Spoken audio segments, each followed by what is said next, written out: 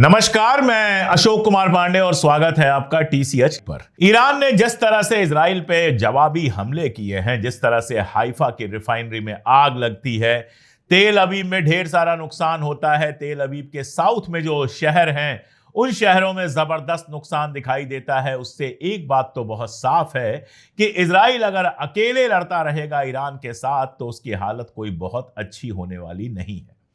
जब 2 दिन बाद इस तरह से भागते दौड़ते लोग दिखाई देते हैं, यहां तक कि जो शेल्टर बनवाए गए थे, जिनको कहा गया था सेफ है, ईरान ने कहा है वो भी सेफ नहीं है, उनको भी नुकसान पहुंचाया है। वैसे अगर ये युद्ध चलता रहा तो 150 दिन बाद इजराइल की क्या हालत होगी ये कोई भी समझ सकता है। दरअसल इजराइल में एक भ्रम हमेशा से बना के रखा गया कि हम तो सुरक्षित हैं, हम कहीं भी बम फेंक देंगे लेकिन हम तक कोई मिसाइल नहीं पहुंचेगी क्योंकि हमारे पास आयरन डोम है।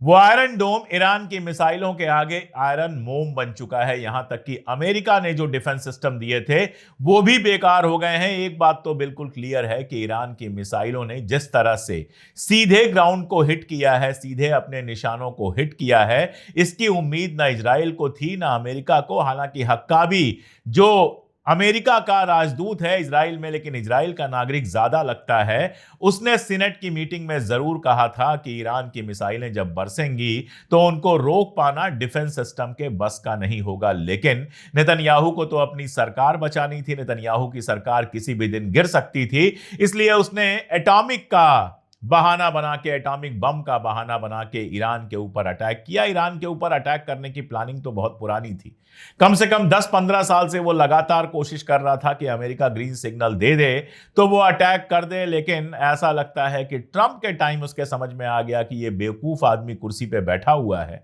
ये बातें बस बड़ी बड़ी करता है, इसकी चलती कुछ नहीं है, इसका दिमाग भी बहुत कम है। तो उस टाइम में उसने हमला किया और अब अमेरिका को किसी तरह से इस जंग में खींचने की सारी कोशिश कर रहा है। एक झूठ फैलाया गया पहले दिन की एटॉमिक कैपेबिलिटी जो है वो पूरी तरह से खत्म हो गई है ईरान की। हारिस एक अखबार है इजराइल का जिस अखबार को जरूर देखना चाहिए क्योंकि कुछ एक अखबारों में है जो पूरी तरह से गोदी मीडिया नहीं बना है। तो उस अखबार में खबर है और वो बहुत साफ खबर है कि इजराइल अपने दम पर ईरान की एटॉमिक जो फैसिलिटीज हैं, रिसर्च सेंटर्स हैं, उनको नष्ट नहीं कर सकता, उनको तबाह बर्बाद नहीं कर सकता। जो हमले किए गए हैं उनका असर ऊपर ऊपर जरूर दिख रहा है लेकिन जो अंडरग्राउंड फैसिलिटीज हैं, जहां पर असल में सारा रिसर्च और सारा यूरेनियम एनरिचमेंट वगैरह होता है, वहां तक अभी इजराइल का कोई हथियार पहुंच नहीं सका है।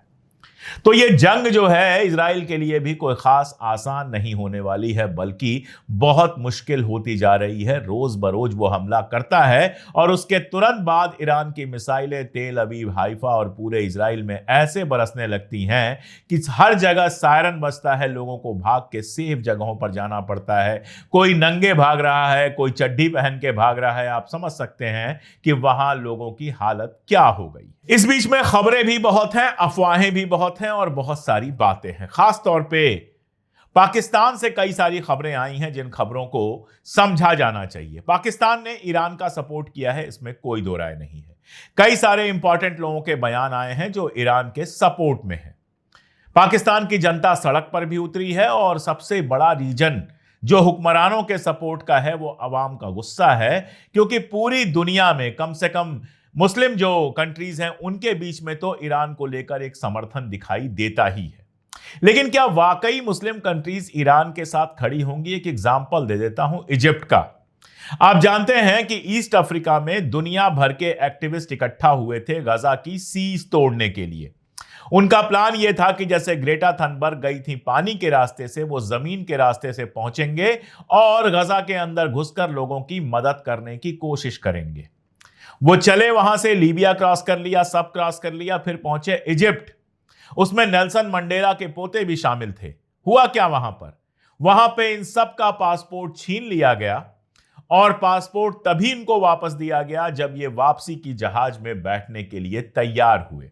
इजिप्ट तो एक मुस्लिम देश है, लेकिन इजिप्ट ने बातें चाहे कितनी भी बनाई हो, उन लोगों को गजा के बॉर्डर तक भी ना पहुंचने देकर एक बात बिल्कुल साफ कर दी कि गजा को लेकर जो बातें हैं वो सिर्फ बयानों तक सीमित है। सऊदी अरब भी फलस्तीन पर तमाम बातें करता रहता है, लेकिन कभी आपने सुना है कि सीधे जाकर गजा में मदद करने की कोई कोशिश करे। और एक बात मैं बता दूं कि ईरान का वार चल रहा है, इसलिए गजा से सबका ध्यान हट गया है, लेकिन गजा में अब भी लगातार बम बरस रहे हैं। गजा में अब भी जो लोग खाने के लिए इकट्ठा हुए हैं उनको मारा जा रहा है। गजा में जितने लोग मारे गए हैं पिछले 24 घंटे में, उतने लोग तो ईरान और इजराइल दोनों को मिलाकर नहीं मारे गए। आपने किसी मुस्लिम नेशन को गजा पर अभी फिलहाल बात करते हुए सुना है?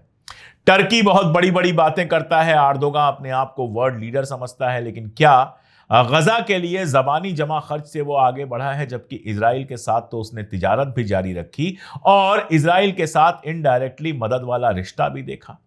ऐसे ही पाकिस्तान बयानात तो दे रहा है, हालांकि कई बयान फर्जी तरीके से चलाए जा रहे हैं, जैसे ये बयान कि अगर एटॉमिक अटैक किया इजराइल ने तो हम पाकिस्तान से एटॉमिक अटैक करेंगे। ये पूरी तरह से फर्जी बयान है। एक फर्जी एआई वीडियो बनाया गया और उसके बाद न्यूज चलने लगी।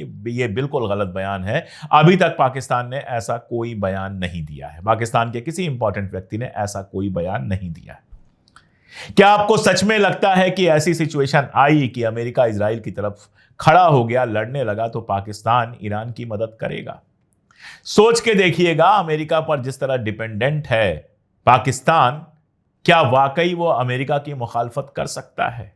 आईएमएफ का लोन हो, हथियार हो, ये सारे कुछ अमेरिका की वजह से ही उसको मिलते हैं और पाकिस्तान के हुक्मरान भी अमेरिका के हुक्मरान की बात टाल नहीं पाएंगे, उनके खिलाफ नहीं जा पाएंगे। बस एक चीज है जो उनको मजबूर करती है बयान देने पे, वो है आवाम का गुस्सा। ऐसे ही आप एक एक करके सारे मुल्कों की एनालिसिस कर सकते हैं। जॉर्डन के बारे में तो आप जानते ही हैं कि अपना एयर स्पेस उसने पूरी तरह से खोल दिया है इजराइल के लिए कि जाओ जहाज लेकर ईरान के ऊपर बम गिराओ।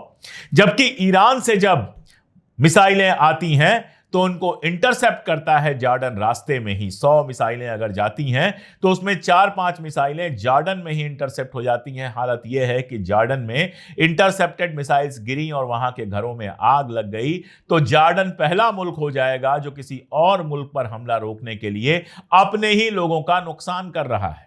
यूएई की बात करने का कोई मतलब नहीं है। यूएई जबानी जमा खर्च भी बहुत सोच समझ कर करता है, उससे ज्यादा नहीं करता है। बाकी कौन सा मुल्क बचा? कुवैत से कोई उम्मीद आपको है? बिल्कुल मत कीजिए। अगर आपको उम्मीद है तो बिल्कुल मत कीजिए।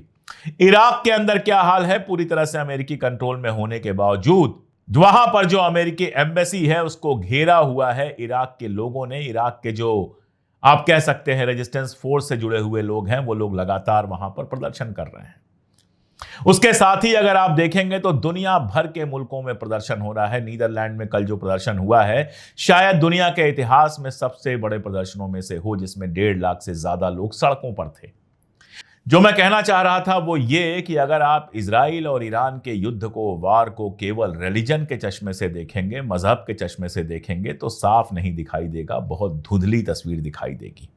अगर 57 इस्लामिक मुल्क वाकई गजा के साथ खड़े हो जाते, ईरान के साथ खड़े हो जाते, तो इजराइल अमेरिका की हिम्मत नहीं होती 2 कदम बढ़ने की।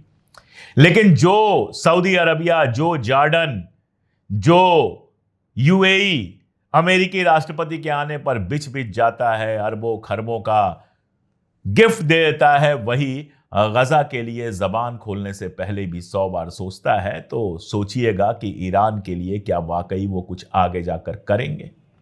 दरअसल ईरान के पास जो ताकत है वो अपनी ताकत है।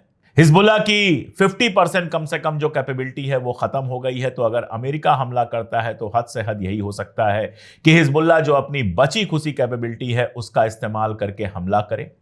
हूथी लगातार खड़ा है, लेकिन हूथी की ताकत आप जानते हैं लिमिटेड है। हूथी को हराना मुश्किल काम है, लेकिन हूथी के पास खुद इतनी ताकत नहीं है कि वो कोई बड़ा नुकसान पहुंचा सके।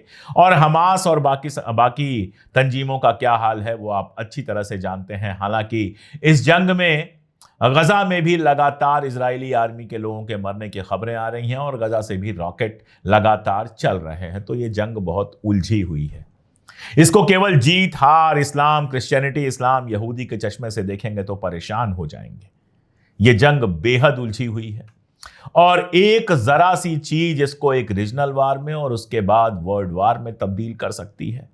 तकदीर ऐसी कि इस समय अमेरिकी इतिहास का सबसे बेवकूफ और सबसे नाकारा आदमी राष्ट्रपति बना हुआ है, जिससे कोई भी उम्मीद करना बेकार है। इसलिए ये जंग कहां तक जाएगी, कैसे जाएगी, कोई नहीं जानता। लेकिन एक बात हम सब जानते हैं, ईरान अगर इस जंग में तबाह हो भी जाएगा तो इजराइल भी उस तबाही से नहीं बचेगा। अगर एक खतरा ईरान के अंदर रजीम चेंज का है तो दूसरा खतरा यह भी है कि इजराइल के लोग खड़े हो जाएं और कहें नेतन्याहू बस बहुत हो गया, तुमने इतनी जंगों में हमें झोंक दिया कि हम किसी काम के नहीं रहे, और नेतन्याहू को भी इतिहास के कूड़ेदान में फेंक दे। तो क्या होगा, कैसे होगा, जब होगा, जैसे होगा, टीसीएच पर भी और टीसीएच लाइव पर भी मैं लगातार अपडेट करता रहूंगा। आपको पता है कि टीसीएच लाइव पर हमको बहुत नुकसान झेलना पड़ा, अपने वीडियोज हटाने पड़े। आप अगर हमारे साथ आए तो फिर से टीसीएच लाइव को हम पूरी ताकत के साथ खड़ा कर सकते हैं, हक की बात कहने का प्लेटफॉर्म बना सकते हैं। एक छोटी सी अपील है, एक ज्वाइन का बटन होता है, उस ज्वाइन के बटन को दबाकर आप हमारी मेंबरशिप ले सकते हैं। वीडियोस अगर पसंद आए तो लाइक जरूर कीजिए, रीच बढ़ती है। दोस्तों रिश्तेदारों में शेयर कीजिए। चैनल अगर अब तक सब्सक्राइब ना किया हो तो खुद भी सब्सक्राइब करें और दोस्तों रिश्तेदारों से कहें कि यहाँ सच्ची बात कही जाती है, यहाँ हक की बात कही जाती है। इस चैनल को सब्सक्राइब कर लो। आज के लिए इतना ही, बहुत शुक्रिया।